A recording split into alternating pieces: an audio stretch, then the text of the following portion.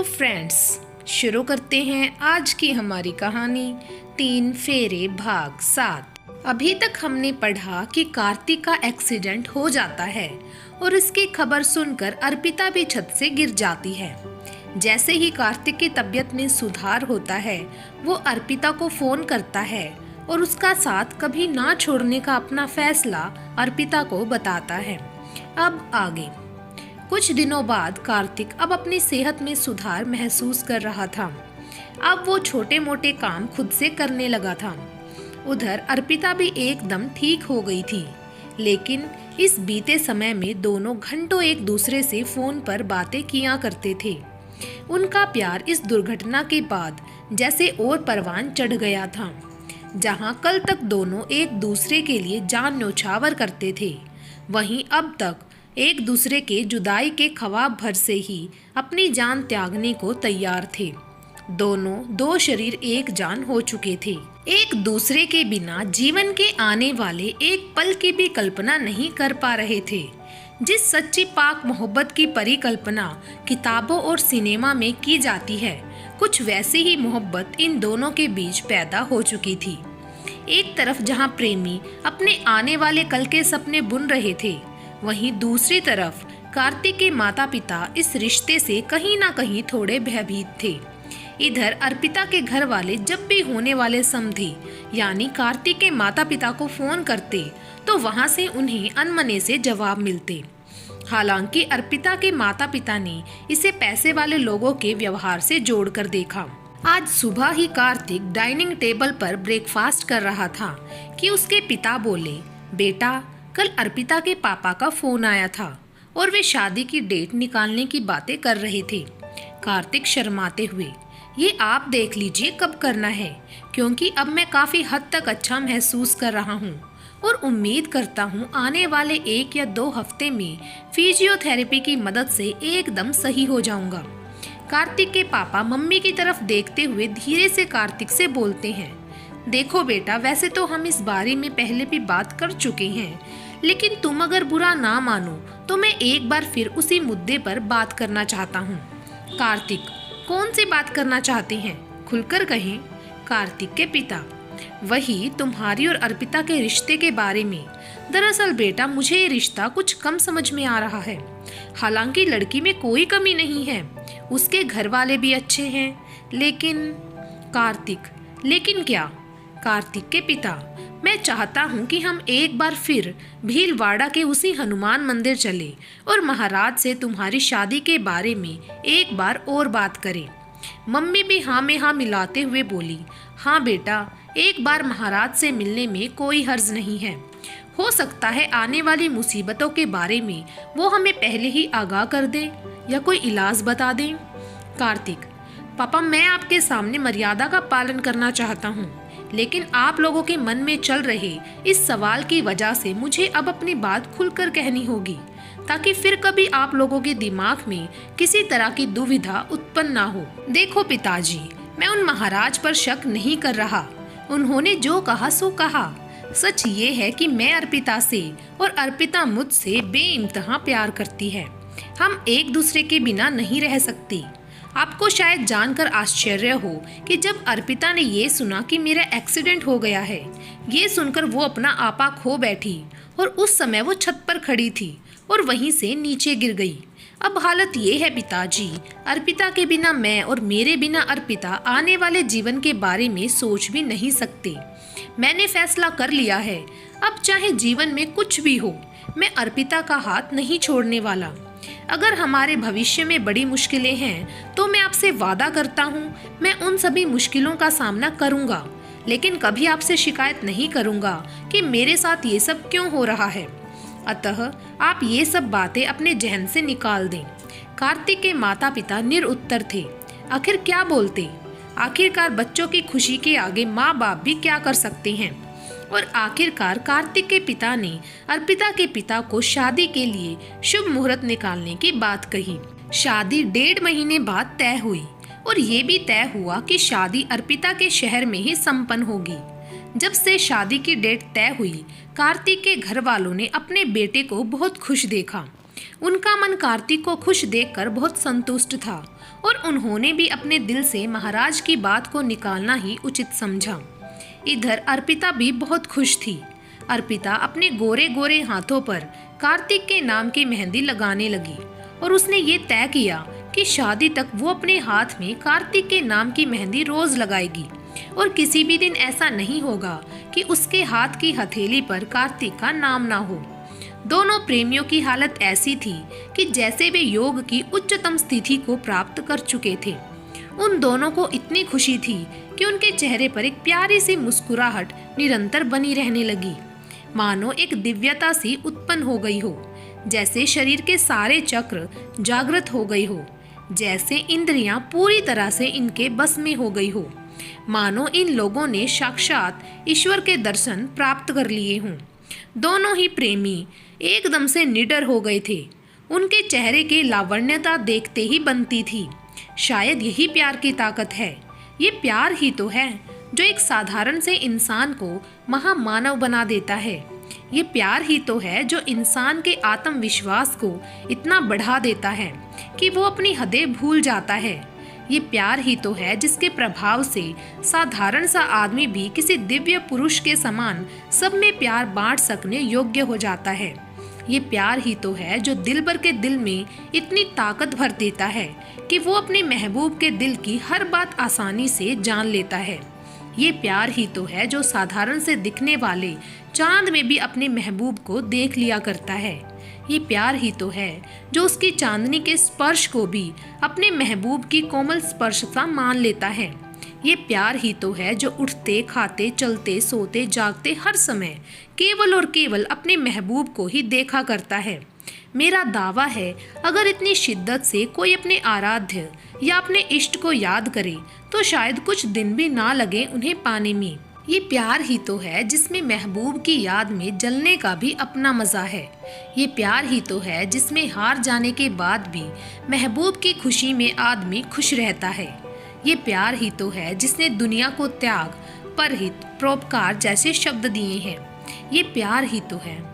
कार्तिक के माता पिता अब तय कर चुके थे कि अर्पिता ही अब इस घर की बहू बनेगी और उन्होंने बड़े ही प्यार से अर्पिता के घर वालों से निवेदन किया कि जल्द ही आप विवाह की तारीख तय करें। उसी अनुसार हम लोग भी अपनी तैयारी शुरू करेंगे। अर्पिता के पिता ने पंडित जी से मिलकर अगले ही महीने का मुहूर्त निकलवा लिया। कार्तिक के पिता ने फैक्ट्री का काम उसी के अनुसार अरेंज करना शुरू कर दिया ताकि वो बेटे की शादी धूमधाम से कर सकें। और साथ ही ये भी तय हुआ कि शादी से एक दिन पहले ही सगाई संबंधित रस्म भी पूरी कर ली जाएंगी। कार्तिक और अर्पिता का मिलन कोई आम मिलन नहीं था। इनकी कहानी में वैसे तो कोई विलेन नहीं था, फिर भी इस हसीन जोड़े ने विचारों का या पूर्वाग्रहों का एक बहुत बड़ा तिल्लिस्म तोड़ा था। इस दुनिया में बहुत सारे लोगों ने इन्हीं विचारों के प्रभाव में आकर अपनी बसी बसाई दुनिया में आग लगा ली। इन पूर्वाग्रहों ने दुनिया के ना जाने कितने प्रेमी जोड़ों को अलग किया है। इन पूर्वाग्रहों ने दुनिया के ना जाने कितने बेटों को उनके माँ बाप से अलग किया है। इन्हीं पूर्वाग्रहों ने दुनिया में ना जाने कितने लोगों को आत्महत्या जैसे कृत्य करने पर मजबूर किया है। परंतु अर्पिता और कार्तिक का मिलन अग्नि से निकले कुंदन के समान खरा था, केवल खरा। आज कार्तिक अपने लिए शेरवानी और अर्पिता के लिए शादी का जोड़ा खरीदने अपने परिवार के साथ मार्केट गया था। कार्तिक के घर वालों ने अर्पिता के लिए एक बहुत ही खूबसूरत लाल रंग के जोड़े को पसंद किया। कार्तिक ने अर्पिता को फोन किया। कार्तिक, तुम जिस लिबास को पहनकर मेरे घर की दहलीज पर आओगी, वो लिबास मैंने तुम्हारे लिए आज पसंद कर लिया है। अर्पिता, अच्छा, कैसा है जोड़ा? कार्तिक, इस जोड़े के बारे में मैं तुम्हें क्या बताऊं, लेकिन ये बात तय है, जब ये जोड़ा तुम पर सजेगा तो लोग इस जोड़े की किस्मत की तारीफ करेंगे कि ये तुम पर सजा है। वैसे तो इस दुनिया में ऐसा कोई जोड़ा नहीं बना जो तुम्हारी सुंदरता में 1% भी इजाफा कर सके, क्योंकि इंद्रधनुष को और सुंदर दिखने के लिए किसी अतिरिक्त रंग की जरूरत नहीं होती। चांद को और खूबसूरत दिखने के लिए किसी तारे की जरूरत नहीं होती, और तुम तो मेरा वो चांद हो जिसमें कोई दाग नहीं है। अर्पिता, ऐसा मत कहो कार्तिक, मुझे इतना प्यार मत करो। कार्तिक, क्यों? अर्पिता, मुझे डर लगता है हमारे प्यार को कहीं किसी की नज़र ना लग जाए। कार्तिक, हमारे प्यार को भला किसकी नज़र लग जाएगी? अर्पिता, हमारे इस पावन और पाक प्यार को इन हवाओं की नज़र लग जाएगी। ये हवाएं भी हमारे प्यार से जल जाएंगी, क्योंकि सुगंध भी हवा का साथ कुछ समय बाद छोड़ देती है।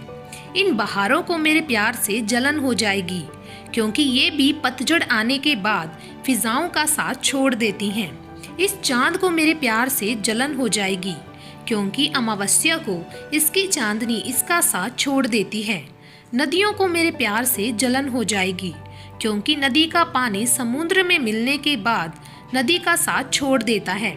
इस काठ को मेरे प्यार से जलन हो जाएगी, क्योंकि इसे पूरा जलाने के बाद अग्नि भी इसका साथ छोड़ जाती है। कार्तिक, नहीं अर्पिता, हमारे प्यार को किसी की नज़र नहीं लग सकती, क्योंकि जिस तरह एक इंसान के शरीर से जीते जी रूह को अलग नहीं कर सकते, ठीक वैसे ही जीते जी तो हमें कोई जुदा नहीं कर सकता।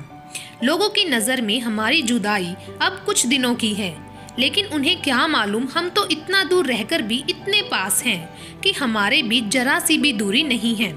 अर्पिता, अब बस भी करो कार्तिक, इतना प्यार पाकर मेरी रूह इस शरीर को छोड़कर तुमसे मिलने को बहुत उतावली हो रही है। कहीं मेरी रूह इतनी स्वच्छंद ना हो जाए कि इस शरीर को त्याग कर तुमसे मिलने के लिए निकल जाए। दोनों एक दूसरे की बात सुनकर खुशी के मारे रोने लग जाते हैं। एक एक करके निर्मल आंसू आंखों की कोर से गंगा की लहरों की तरह निर्मलता के साथ बहने लगती हैं। शादी के एक हफ्ते पहले ही कार्तिक और उसकी फैमिली अर्पिता के शहर आ जाते हैं और शादी के पहले की रस्में निभाए जाने लगती हैं। और इसी के तहत सबसे पहले हल्दी लगाने की रस्म शुरू होती है। बेहद खूबसूरत अर्पिता को देखकर हल्दी लगाने वाली दाई के मन को बहुत प्रसन्नता होती है और वो अर्पिता की बलाएं लेते हुए कहती है, दुल्हन तो हल्दी से भी ज्यादा उज्जवल लग रही है। ईश्वर तुम्हारे इस यौवन को हमेशा बरकरार रखे।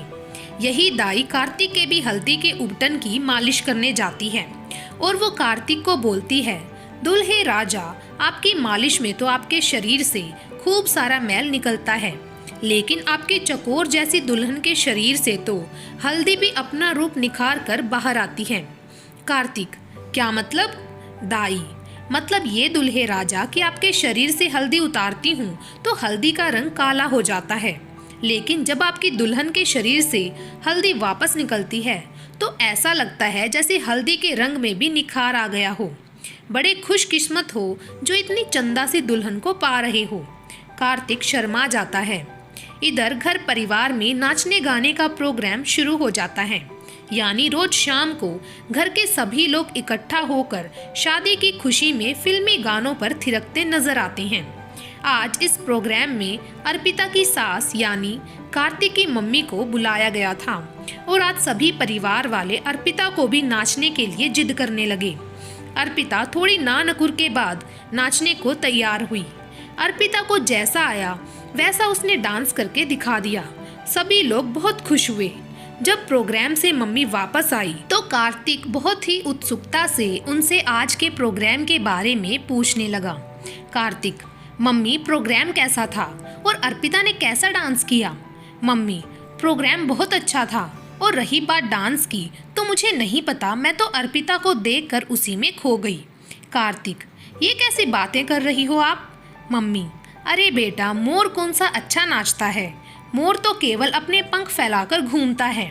बावजूद इसके हम सबको मोर का डांस बहुत पसंद होता है। दरअसल हमें तो मोर की छवि इतनी प्यारी लगती है कि उसके घूमने को ही हम उसका बहुत अच्छा नृत्य मान बैठते हैं। बस यही हाल हमारी अर्पिता का है।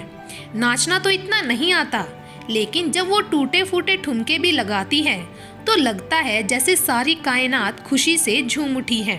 कार्तिक, तो फिर मम्मी उन लोगों को बोलो ना, मुझे भी इस प्रोग्राम में इनवाइट करें। मम्मी, अरे बेटा, शादी के बाद अर्पिता हमारे घर ही तो आएगी, हम उसे छोड़कर नहीं जा रहे हैं। घर पर उसका डांस देख लेना, हंसते हुए मम्मी बोलती है। इतना सुनते ही कार्तिक झेप जाता है और हंसते हुए कमरे से बाहर चला जाता है। कार्तिक और अर्पिता की शादी के दिन अब करीब आ रहे हैं। साथ ही इन दोनों के दिलों की धड़कनें जैसे तेज होने को होती हैं। एक दूसरे से मिलने की खुशी में दोनों पागल होते हैं। आज की कहानी को यहीं पर समाप्त करते हैं। क्या इन दोनों की शादी इतनी ही आसानी से हो पाएगी या दोनों हो जाएंगे किसी अनहोनी का शिकार? जानने के लिए सभी बातें बने रहे मेरे चैनल ढेर सारी कहानियाँ के साथ। Thank you.